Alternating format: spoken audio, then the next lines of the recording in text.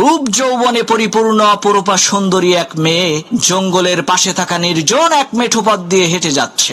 এমন সময় হঠাৎ করে প্রচন্ড বেগে ঝড় শুরু হয়ে গেল। তখন সেই মেয়েটি দেখতে পেল দূরে একটা ঘর দেখা যায়। এই ঝড়ের কবল থেকে বাঁচার জন্য মেয়েটি ওই ঘরের দরজায় কড়া নেড়ে সাহায্য চাইল।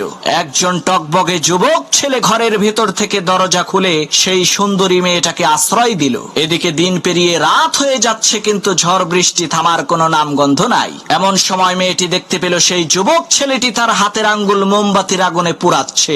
এই দৃশ্য দেখে মেয়েটি প্রচন্ড পরিমাণে আশ্চর্য হয়ে বলতে লাগলো, হায় হায় সর্বনাশ, এটা কি মানুষ নাকি অন্য কিছু? পরের দিন সেই মেয়েটি বাড়িতে যেয়ে তার বাবার কাছে সব ঘটনা খুলে বলল, কাল রাতে তার সাথে কি কি হয়েছিল। তখন সেই মেয়েটির পিতা সেই ছেলেটিকে এসে জিজ্ঞেস করলো, বাবা, গতকাল রাতে মোমবাতির আগুনে তোমার হাতের আঙ্গুল পুড়িয়েছ কেন?